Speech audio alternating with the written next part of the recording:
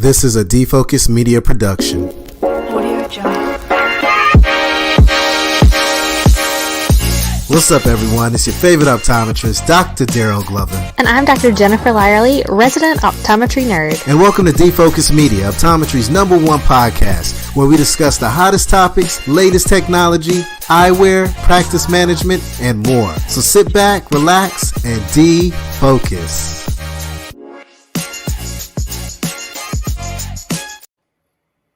What's up, everyone? It's your favorite optometrist, Dr. Darryl Glover. Happy Monday. Super excited. I want to let you guys know a little secret. One thing that I love to do when it comes to podcasting is not just bring any guests on, but bring guests on from things that I want to learn and get better in, right? And today's guest is very special because I got to meet her at a class that myself and my partner in crime, Dr. Jennifer Lyerly, hosted at SECO this past weekend. And that class was really on branding and creating an experience.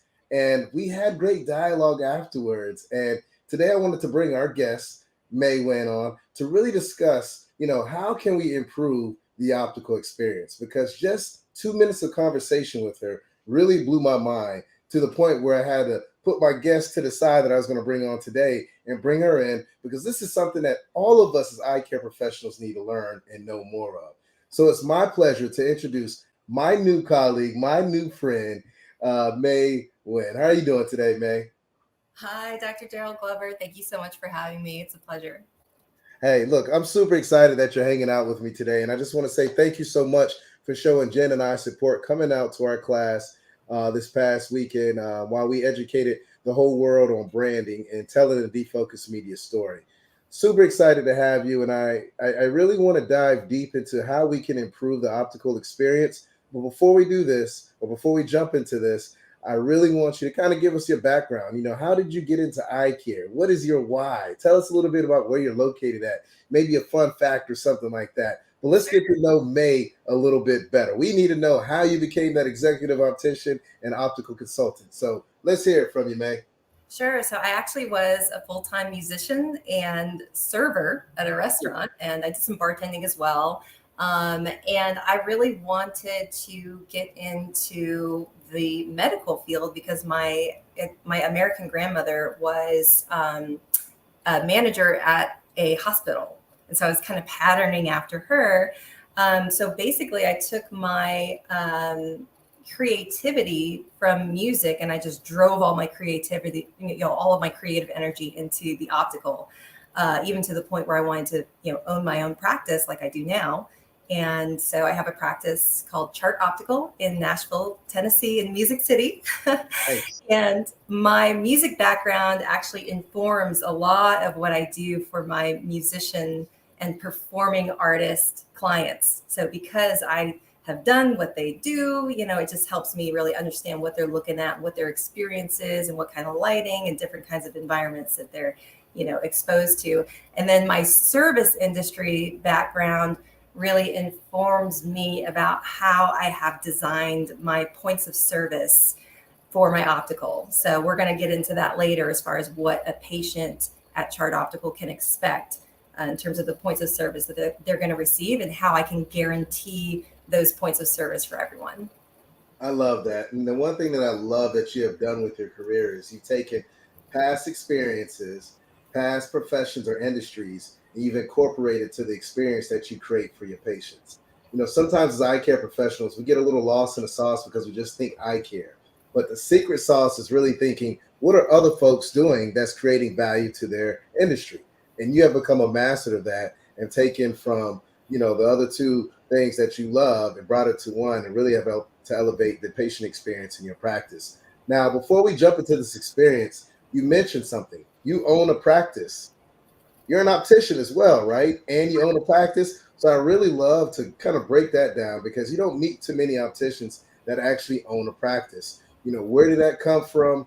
Tell us kind of how that process worked, because there may be some folks out there listening that want to do the same thing. So if you don't mind sharing that story, man. Sure. So I knew pretty early on that I wanted to own my own practice, and really managing opticals is the best pathway to that. So if there's another optician out there that's like, one day I would want to own my own practice, definitely look for, jobs where you can be an optical manager or be promoted to manager. And, think about that in terms of your future as well. You don't want to, it's really best to manage for a practice that's either going to have some distance from wherever you're going to open from, so that you're not like next door neighbor competitors in the future, or someone who's very collaborative in that way, that you could kind of, foresee some kind of bridge between you in the future. So yeah, there's, certain like politics about it. You want to make sure that you are, protecting the practice that you're managing and their clients. For instance, I would even recommend optometrists and opticians, sometimes even having a contract in place about that, about, hey, like, our clients are, here. And then if you go out and do your own thing, then you're kind of, starting your own thing at that point, instead of like taking all our clients with you. I didn't do any, bad politics or anything. I had a cold start, whenever I started my practice. So yeah, there's definitely things to be thoughtful about, mindful about, but for sure, management was the pathway for me to opening my own practice. So I've managed practices for about 5 years before starting my own practice, opening about 5 years ago. And then I was an optician for a year before I became a manager. So about 11 years total experience now. And I became an optical consultant during my management career. So during my management career, which encompassed Nashville and Santa Monica as well. So I managed a practice out there as well. During that time, I would get, questions from different practice owners or different eye doctors about how to better manage their opticals. So I still do consulting. If anyone's interested in giving me a shout about consulting, I'd be happy to talk to you. First consultation is free. I also, I guess I would recommend just to get, if someone else is wanting to be an optical owner and is an optician, I would say getting your exams and everything done as soon as possible, just starting to chip away at that. I actually did the 3-year apprenticeship program in Nashville, Tennessee. So Tennessee gives you the option to become licensed as an optician while you're working. So while I was, in the midst of my optical management career, I was also chipping away at my license. And then, of course, once you're licensed, then you can own your own practice. Nice. And I know it's different in every state, I'm pretty sure, but it's good to know that in Tennessee, this is something that can take place. Right. Something that's kind of been the theme of the entire conversation so far has really been the experience, right? Mm-hmm. Your experience in your optical helped shape your experience for what you're doing today. Your experience with your previous jobs have helped shape who you are today. So let's jump into the actual experience, right? What does that experience look like in your practice? I mean, this is something, in my personal opinion, patients come in and yes, they want to be able to see, but they also want to create the ultimate experience. So when they leave, they feel like their lives have been impacted, right? And they're going to be these walking billboards that's going to go out and talk about how great that experience was at the end of the day. So maybe if you can kind of paint the picture of what that experience looks like in your office, maybe that patient journey, because I'm ready to take notes as I always do. That way I can go to work tomorrow, or I don't even call it work, go to my eye care family tomorrow and make an impact and make a change. So let's talk about the experience in your practice. Sure. Yeah. So again, this is something that's very heavily informed by my service industry experience. And when you look at the service industry, whether you're talking about restaurants or hotels, each place will have something called points of service. What are the points of service that you offer? Let's say you're a hotel and one of your points of service is valet parking. Let's say you're at a restaurant and one of their points of service that they offer is wine service. Someone will, uncork that wine bottle for you. They'll show you the label and they'll talk about, the tasting notes of the wine. So we really don't talk that way enough yet in the optical industry. We don't talk about points of service, and we don't have a mainstream advertising of fast service and fine service. And I really would hope to, kind of spearhead that or encourage that, or, hopefully start a movement of describing the optical service in that way, because we really get caught up with talking about product in our industry. Oh, this product or this brand or that brand. And if you have this product, then you'll have this experience. Or if you have this product, then everything's going to be perfect. And we know as opticians and optometrists that really, when you look at what's going on, it's really the service that is being provided on those glasses that defines the experience. So today in this talk, we're going to talk about the experience that your customer and your patient feels when they're in your office. But then we also want to talk about the experience that they're going to have when they leave your office. Yes. They're going to be wearing that on their face for a year or for many years or for the rest of their life, so they really, you need to really make sure that you're creating a wearable experience that they're going to wear outside of your office. So points of service, for instance, like I mentioned, fine service and fast service, your points of service are going to be different for those different types of modes. And here's the thing is you can do both in your practice. So I would say most of the high volume optical shops or high volume optometry offices or high volume corporate offices are mostly offering fast service. And what that is, that's kind of more to do with your, letting people have the ability to self-shop, like working on the boards. They might be trying some stuff on their own.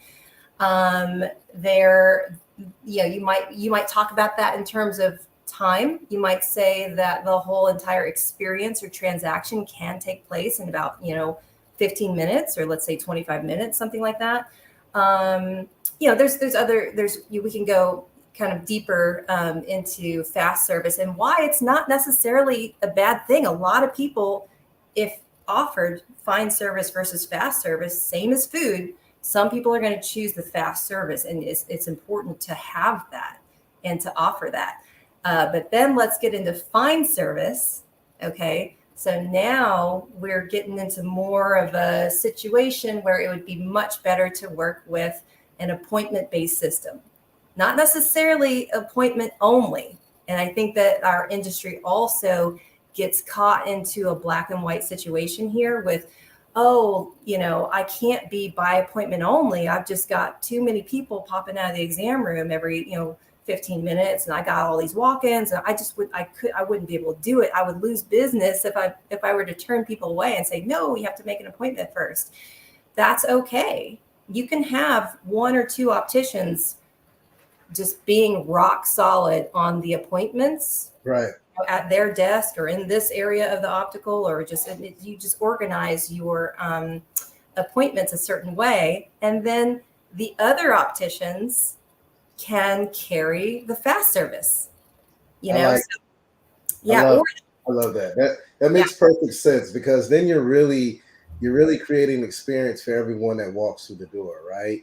Because everyone's going to be served the way that they want to.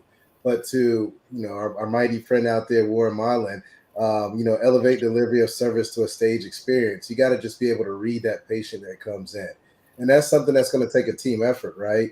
From your front desk to your technician to the doctor. They need to be able to read that patient and really understand that patient's needs and wants and desires. That way, when they go to the optical floor, they're able to communicate to the team member, this is the type of experience that this patient wants. And I can tell by X or A, B, C, D, E, F, G, whatever it may be. But I like that hybrid approach.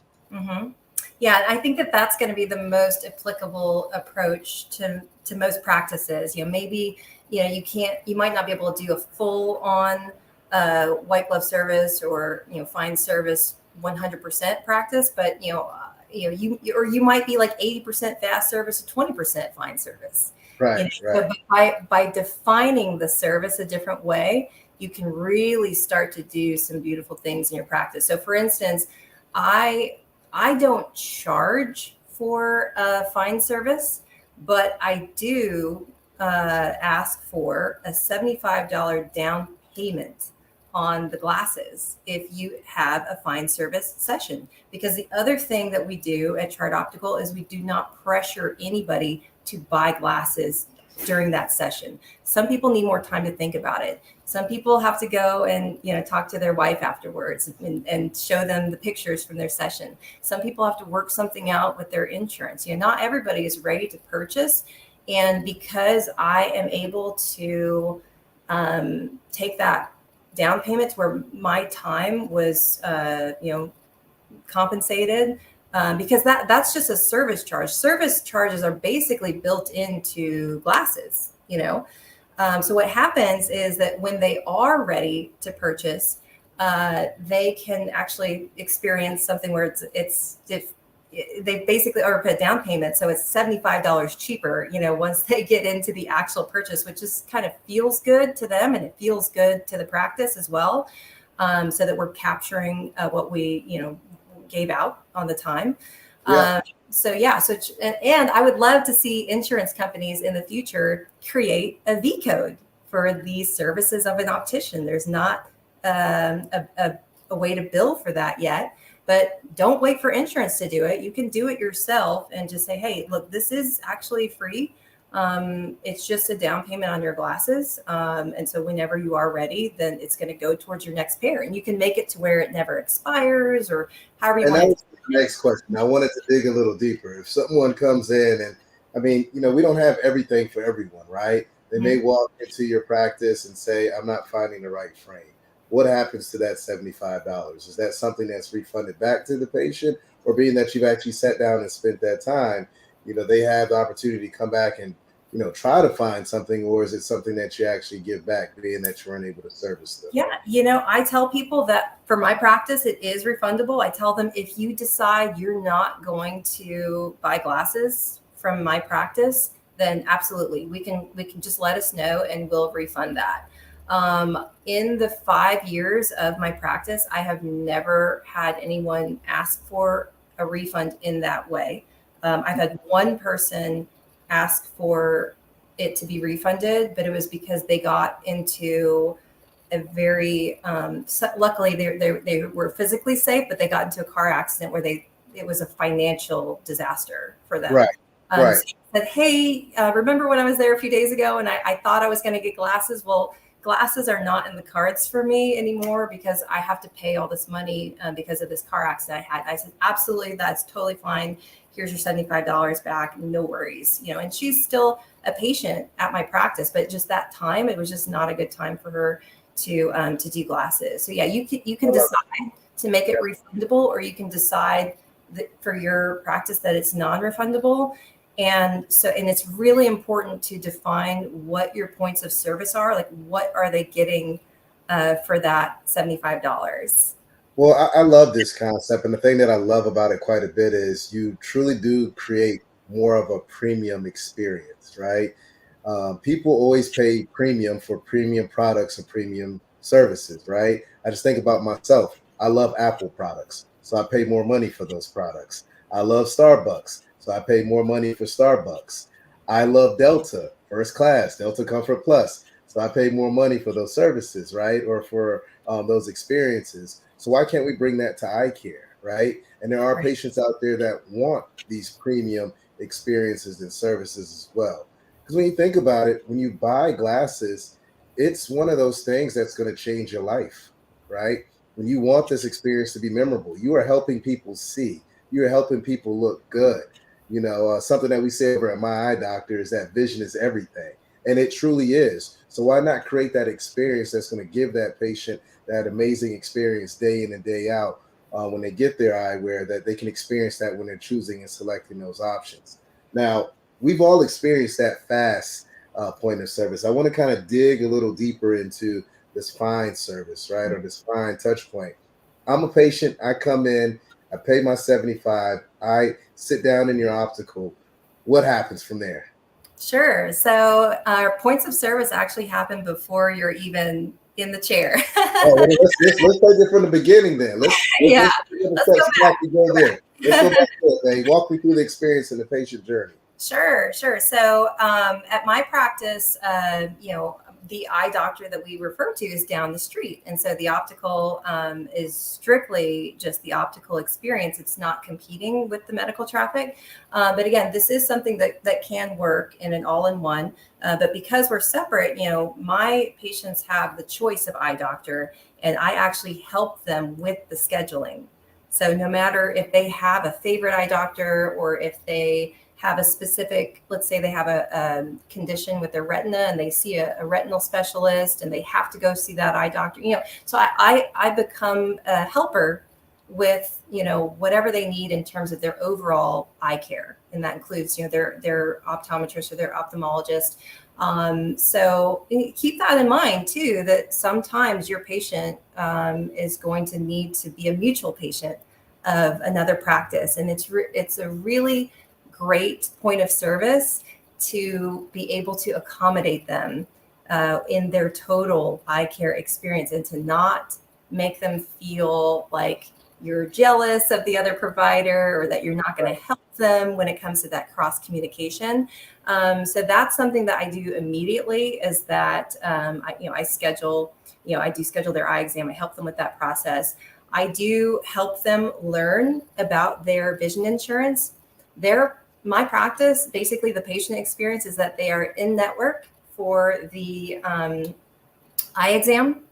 And then even though I'm technically out of network for the glasses, I do educate my clients on their insurance, and I get them to download their app, like BSP app, iMed app. I inform them on their insurance so that they are not losing any of their benefits. Right. So what I do in my practice, another point of service, is that I offer an in-house vision care plan, and it's called Visi. So Visi actually is doing price matching with the vision insurance copay. The copays and the insurance discounts. And so we're already right there, not only matching that, but pair after pair, year after year, they're getting that pricing.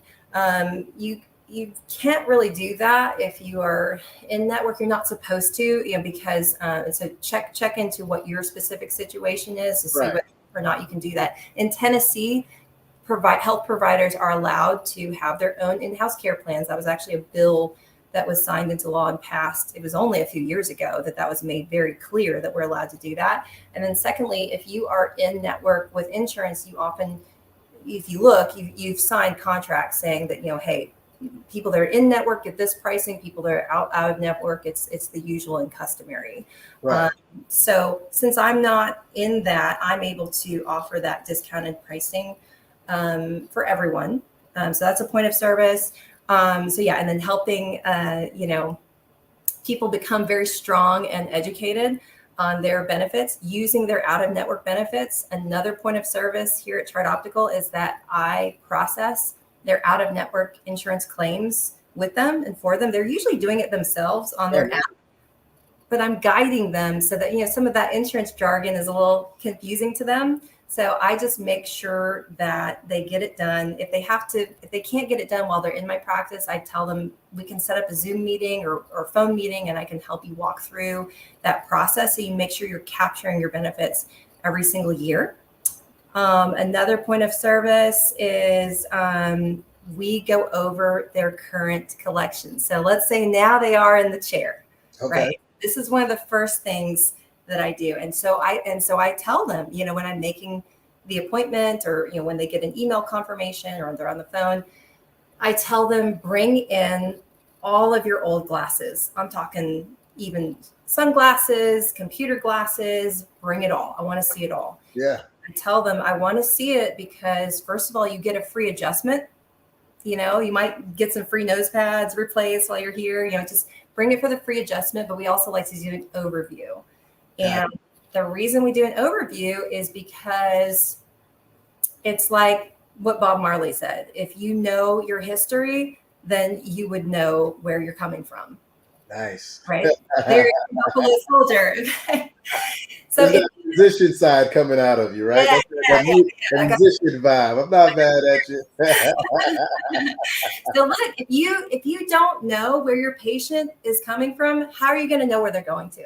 Yeah, I agree. And also the piece that I love about this, and this is, going to be geared towards my ODs out there that actually have opticals in their office, is that you should have that done for every single patient that walks through your door. Yeah. I mean, imagine a patient coming in and they're used to having computer glasses every year, but you don't even touch on that. You don't even have that conversation about that. Mm-hmm. How much of a loss is that? How much are you taking away from that ultimate experience, right? To your point, you got to know where they're coming from in order to move forward, right?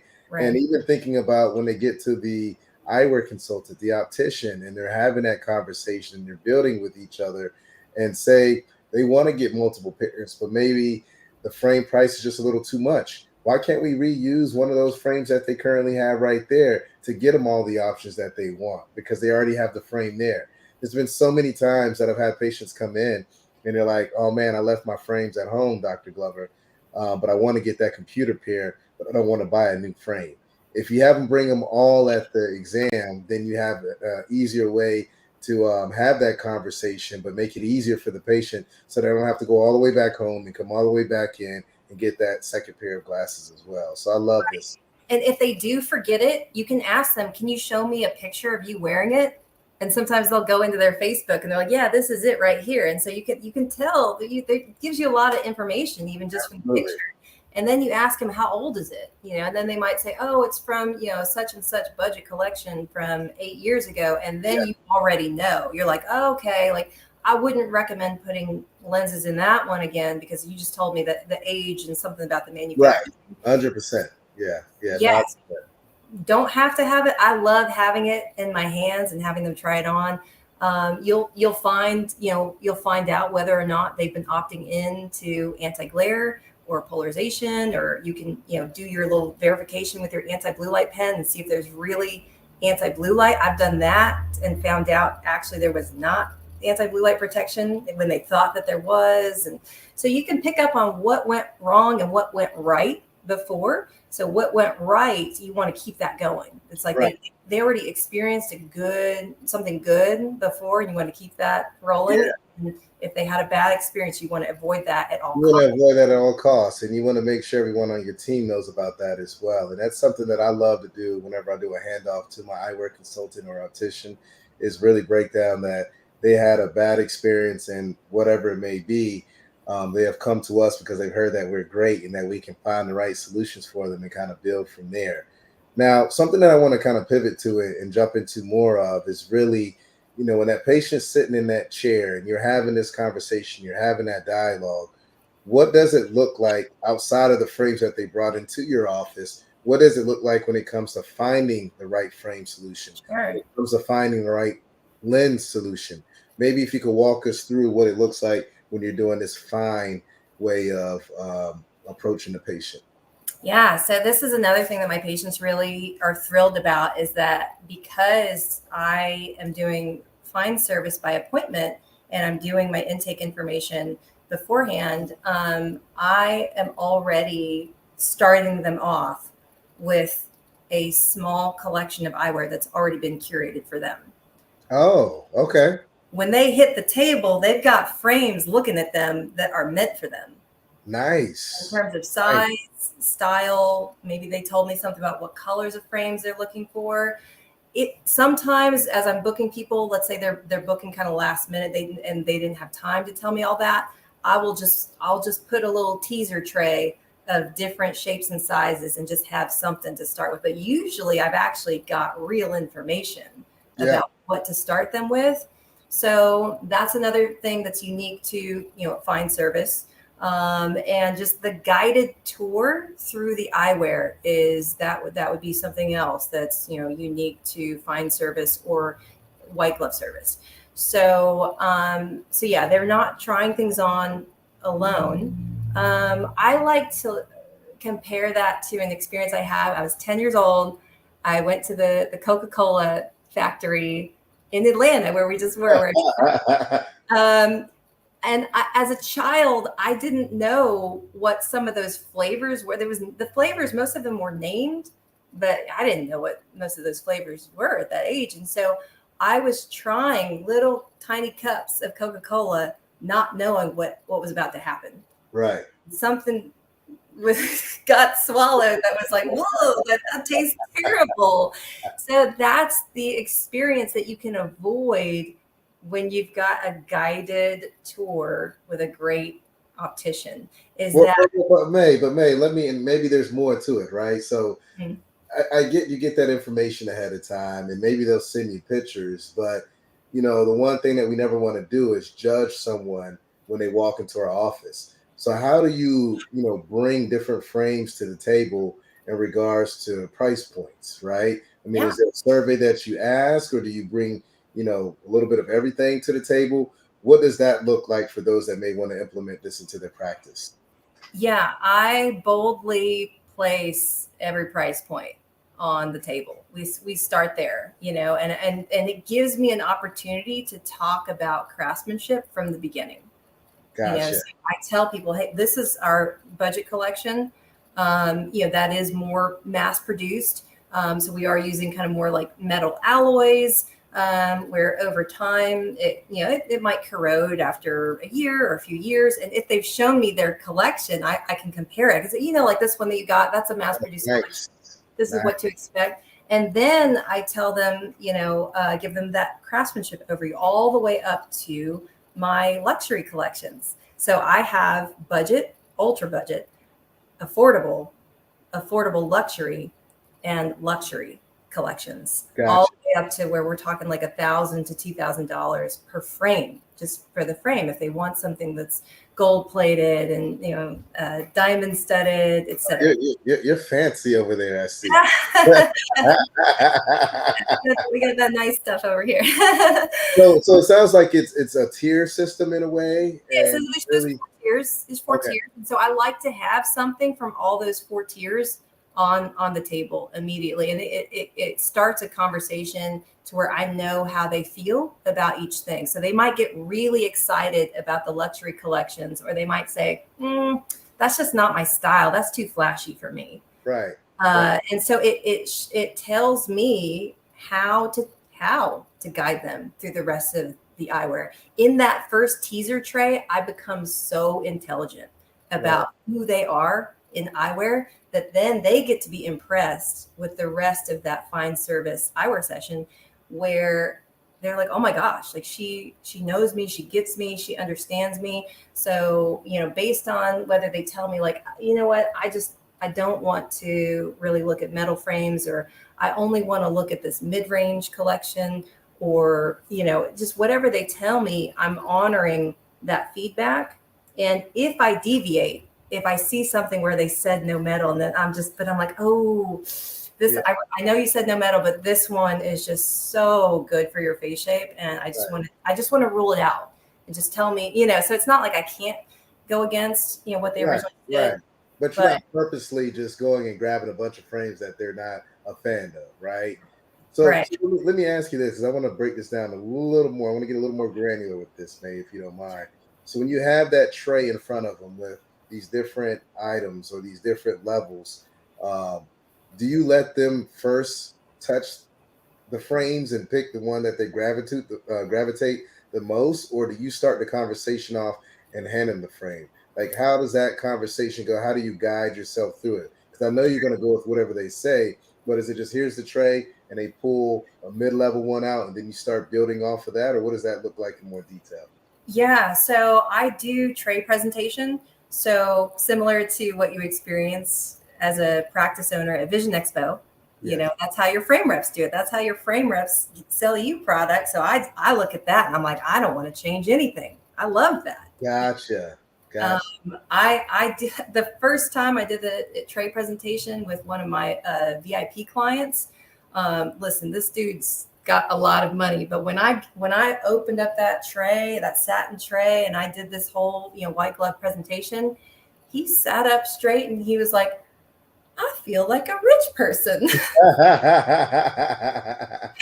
So I tell people tray presentation is like the way jewelers present jewelry, and it feels nice. So yeah, there are some times whenever what I'm showing them is is just one piece, and then there's a tray of other things, right? And so what I don't always show it to them like that. Sometimes I'm just taking out of the tray like this, and so sometimes they only see what I choose to show them. And again, it's that thing that I'm trying to prevent that happened at the Coca-Cola factory.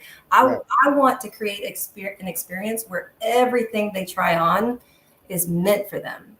Gotcha. And they might even love everything that they try on, so and that's the goal, So if they do see the tray, or if I want to ask them, like, do you see anything else in this tray that you'd like to try on before I move on? They might point at something first that I don't really agree with. They might say, well, what about this one? I might say, that's really the wrong bridge fit for you. Or I might say, well, the reason why I wasn't going to show you that is that you said you wanted a progressive. And so that's only got about 25 millimeters, for the B height, which is, the height. So usually when I tell them the feedback, that's when it's not right, they listen. They're like, okay, yeah. I don't want I think, and I love that, because you're not just telling them that frame sucks. That frame is ugly. Mm-hmm. You're bringing out the technical piece of that's not going to fit your bridge. The height of that frame is not enough depth there for you to have an effective progressive. That material, due to your skin, is going to eat it up. So maybe you need a titanium frame, or something like that. So you're really getting granular with them in regards to why you didn't pick that option, rather than just saying, I didn't think it was going to look too good on you. And I think that creates a different level of expertise, a different level of an experience, because you're really showing yourself as the expert. Unlike if you go online and you purchase a pair of glasses, no one's going to tell you that. Right. Most patients don't even know what the numbers mean on the frames, right? And they don't even know how that frame will look on them. Yes, we got the virtual options that are out there, but we all know there's nothing like being in person and popping that frame on your face and seeing what it looks like and how it hits your skin tone and bridge as well, right? Right. Yeah, you don't want to be disrespectful to the patient. You don't want to be disrespectful to your collection. Like, I'm very proud of having a very carefully curated collection. I like that. If I tell someone that this frame's not right for you, it is, however, the perfect frame for someone else. Right. And so that's how I want them to perceive my collection. It's not like I'm over here with a bunch of stuff that doesn't work. It's just that I'm helping you make sure that you get the right one for you. And this is another reason, a big reason why I started my own practice, so that I could work the way that I work and I could provide the points of service that I wanted. Because there was a time, when I was told, hey, if somebody's ready to swipe their credit card on a frame that they like, you let them do it. You let them buy that frame. It doesn't matter if there's, something a little off with it or whatever. And I'm looking at them like, I'm just like, I was like, never take advantage of a patient. Always treat it just like they're your loved one or a significant other, and you'll never have to worry about a thing ever in your life. That is the wrong way to approach things. Yeah, you gotta show integrity and let the client know, like, if there's something that's not perfect for them, just educate them about it, and it will gain trust, and then they're really going to listen to you for your very next recommendation. Yeah, no, I love this. I mean, I'm just sitting here thinking, when we used to have frame reps come into the office, or when I had my practice out in Nigeria, and I'll be here talking to frame reps or going to a show, when they pulled out, that case of frames, and the way they just opened it and just looked at it, or to your point, I couldn't see what was behind there, but they were pulling out frames. It just created a different experience. I felt like I was royalty. I felt like, I was someone, I was somebody. I just felt like I was on another level, right?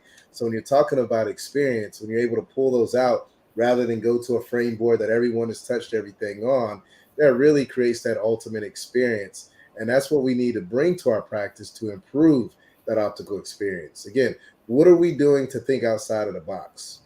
What are we doing that they were doing 50 years ago? Why are we still doing things the same way? Why are we not elevating the experience? Why are we not being more educated about why a frame doesn't fit a person well? Why do we feel comfortable selling a patient a frame that doesn't fit their face? We as eye care professionals have to do a better job. And when you look at this fast and this fine service, these touch points, this is something that we can create a hybrid approach, but really cater to that patient that sits in front of us. And May, you have really given us some fantastic tips. Now, I want to kind of pivot away from frames and talk about what this looks like when it comes to lens solutions. Because lens solutions, in my personal opinion, is what truly can elevate the experience for the patient when it comes to being able to see. Yes, it's something that, when it comes to frames, we want them to look fly, fresh, handsome, beautiful, amazing, excellent. I can go on and on with different adjectives, but we want them to see sharper and clearer. So I would really love to learn, what this looks like for you, because if you're doing out of network, what lens solutions are you using? I'm curious to know how that works and all that other jazz, if you don't mind sharing. Yeah, sure. I mainly order from the Shamir lens portfolio. I've had a really good experience with it. I get a lot of great patient feedback. Shamir is now part owned by Essilor. So there is kind of a family situation going on there now. I think they actually now have complete ownership on them. I think they purchased the other 50% not too long ago, a couple years ago, but I could be wrong. If anybody on here is listening from Essilor or Shamir, please tap in and let us know. But continue on. And I just mean, a lot of the same team, team players and reps and stuff are still there, that were there before the merger. Yeah. But I do really have a good experience with that lens portfolio, and they often pioneered a lot of the first, some of the first lens technology, like digital lenses and colorless anti-blue, things like that. I have great experience with them. And then my primary lens lab is Cherry Optical in Green Bay, Wisconsin. I have a really good experience with them. Very good timelines, really good quality, and predictability. Basically, like if the prescription's off, something's wrong with your lensometer. Basically, get that thing checked out. I have a great experience with them. Good pricing too. I trust them and trust Shamir. And sometimes, though, a patient will have a request, special request for a certain lens brand, and I can accommodate that. Nice. I don't mind, taking requests. I will say that, whenever I was an optical manager in Santa Monica, that's a market where people were coming in asking. They knew not only what frame brands they loved, they knew what lens brands and lens designs that they loved. Yeah. So that was a more, educated and, maybe high maintenance clientele. But that really made me a better optician, rising to the challenge of an educated market. So I think it's nice if you have the ability to be flexible. This is one reason why I choose to be out of network for the glasses. Is I don't like to be restricted on what I can and can't order, which can happen sometimes, not all the time, but sometimes with insurance, you might be limited to a certain lens brand, or you might be limited to certain colors of transitions, or you might, you might offer something to a client and then you go to bill it and you're like, oh, no, it's not, that awesome thing wasn't covered. And now the client's going to be upset that, So I just like to know for sure. I can just do it. I can just freedom. Freedom, right? Because you want to be able to find the perfect solution for that patient that's sitting in front of you and not be restricted on it, right? Because I think all of us as eye care professionals have experienced that. And it's something that, we want to make sure our patient has the best option to accommodate their lifestyle, but sometimes insurance holds us back. Now, I want to kind of dig a little deeper into this, but not go too far. Sure. With the frames, you had more of a tiered way of how you presented it. When it comes to the lens technology, is it the same way of how you present it? So it's, the eyewear is kind of almost more like a game board, and it has these very specific way that we go about the board and the way that we pare down, and it's fun and it's guided, and, the lenses is more of a menu presentation. Okay. So it's the same as when you go to a restaurant that they're like, here's the here's what we have to offer. Here's the previous profession coming in, right? Yes. Yeah. So, and you can have fun with this, I mean, just think about like different restaurants you've been to, and some of them are leather bound. Some of them you could do it with glass, with like real silver on the edges of the glass. You could have it be digital. You could have it be on an iPad. You can really just get creative with your own branding on how you want to do lens menu presentation. And people are, really not only wowed by the professional presentation, but they also feel relieved that they're not going to be overwhelmed because of the way I do it and the way I would encourage you to do it. So I give them I have a very concise 1-page lens menu, and it covers everything that I do. So single vision, and this plays into my branding, is that the next section is cord vision, CHORD. So SV and CV. Okay. And so I call it cord vision as far as multifocal, because a lot of people don't like that word. They don't like the word presbyopia. They don't like the word multifocal. They don't like the word bifocal. So I have a more palatable word for it, just cord vision. I love the creativity, and shout out to Jade on LinkedIn that says that she loves the creativity as well. I mean, this profession is we're creators. We're artistic. We create vibes. We create experiences for our patients. So I love that you're thinking outside of the box and getting the patient buy-in. Yeah, I'm a musician. So a chord to me is like a piano chord. I play piano. So, it's multiple numerical values at one time.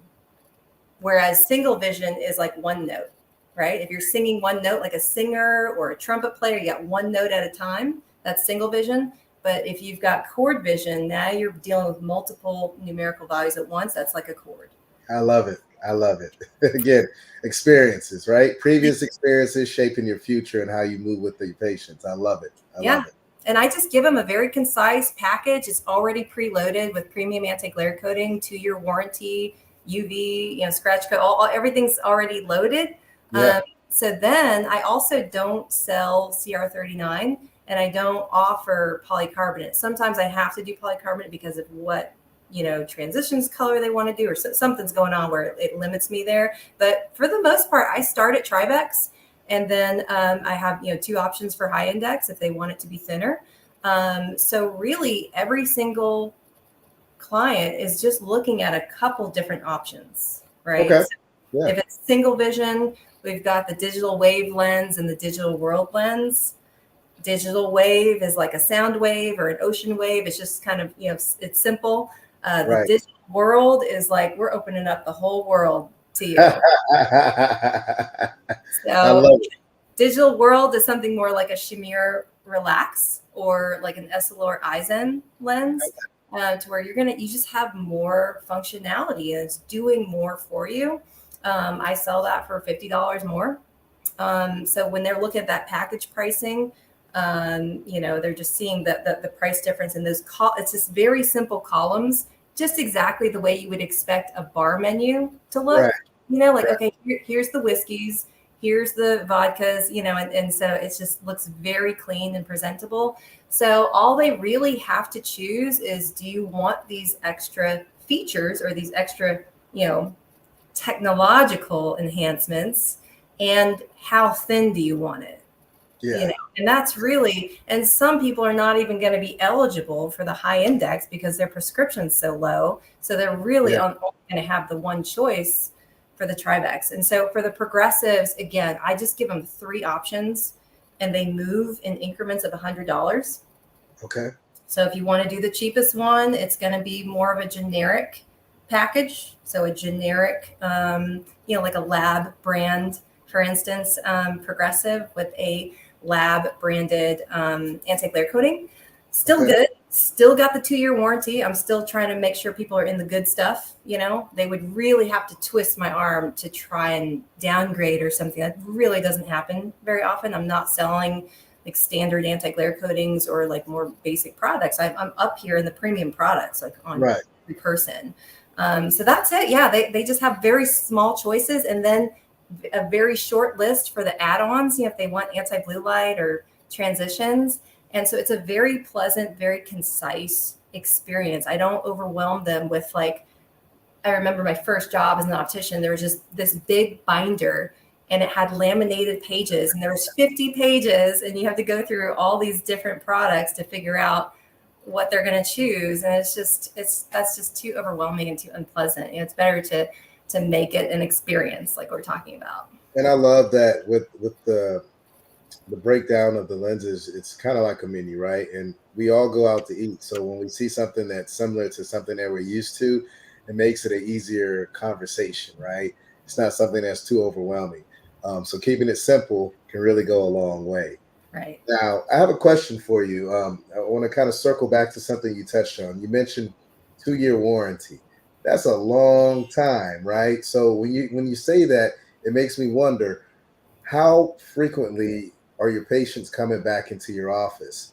Because you're not controlling the exam, right? So how do you get your patients to always come back? Do you have a reminder card that you send out where you're helping your optometrist or whoever's doing the eye exam to get the folks back into the office to get their exams?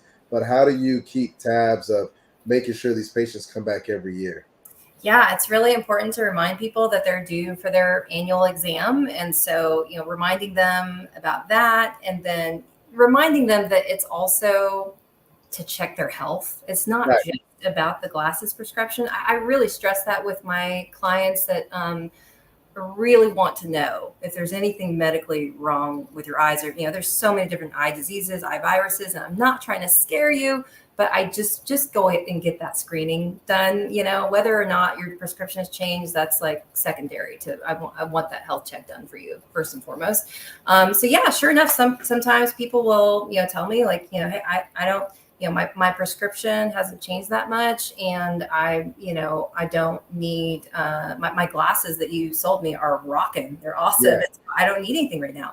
And Right. that's fine. They, rather than selling them 2 basic pairs 2 years in a row, they did the premium pair the one time, and that's fine. It's the same amount of money. You know what I mean? It's not like I'm losing anything. But I will say that just from a business perspective, it's not only important for the experience, the awesome experience of the patient, it's important for your business too, to encourage them to get into a collection. And, when you have, a person with any kind of, life at all, like if they're working, if they're, going outside at all, they really do need to get into a multiple pair situation. And if you did a good 100%. job, if you did a good job of doing that current collection overview, then you not only know what's going on with the pairs you sold them, but you know what's going on with the pairs before. So when you do that recall, you can say, hey, I'm looking at your file and your notes about your current collection. How's that old sunglass doing that you mentioned? Because I know you said that at the time it was doing okay. Is it still doing well, or do you feel like you need another sunglass at this point? So when you're dealing with a collection, again, you gotta have good notes. I use pictures. I have pictures for everything. I have pictures of them wearing all the frames that they liked, the ones that they didn't buy, so I know what to move them to next, and what their preferences are. And I have pictures of their old collection. Nice. So I can look at that old picture. I can say, hey, I know that you mentioned, and I see in this picture, you've got corrosion on that hinge. And we talked about how it could go at any moment. So do you want to do a new backup? Do you want to have a strong backup pair so we can kind of remedy that situation? Because you got the 2-year warranty over here. Your warranties are really strong. So I want you to be in a strong backup pair because your warranties are so strong here. The moment that anything happens to your main pair, I need you to be in your backup pair. Yeah. So getting people into a collection is it's better for your bottom line, but it's also better for the patient. They're going to have a better experience and live this awesome glasses life with their multiple pairs. Yeah.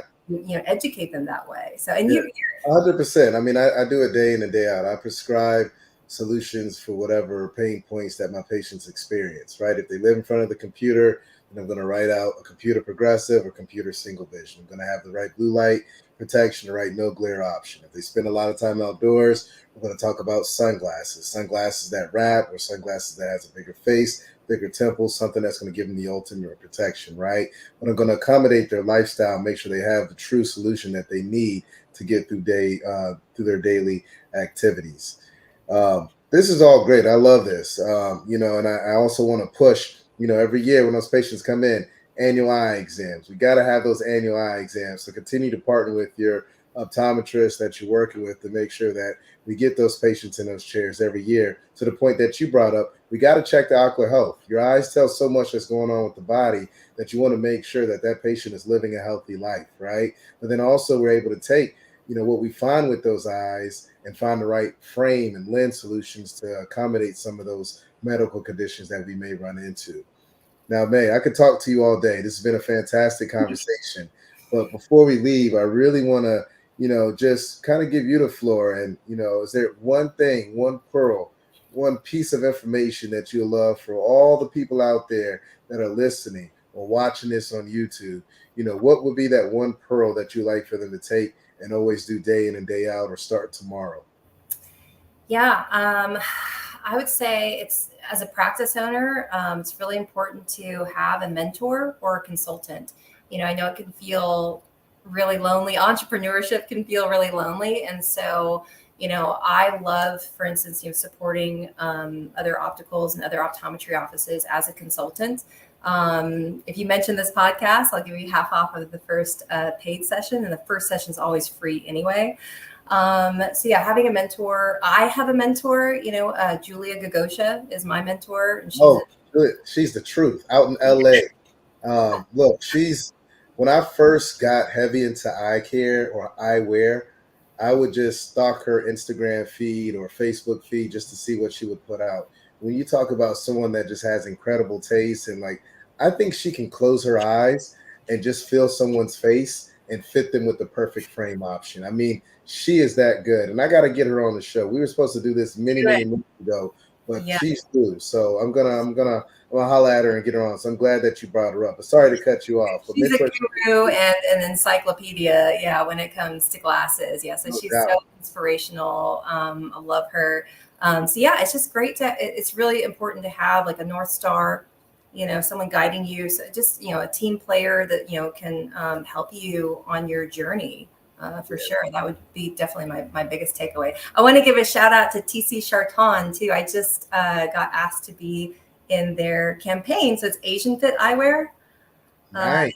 So it's got Asian and African fit is really what this is super right for, is that bridge extension.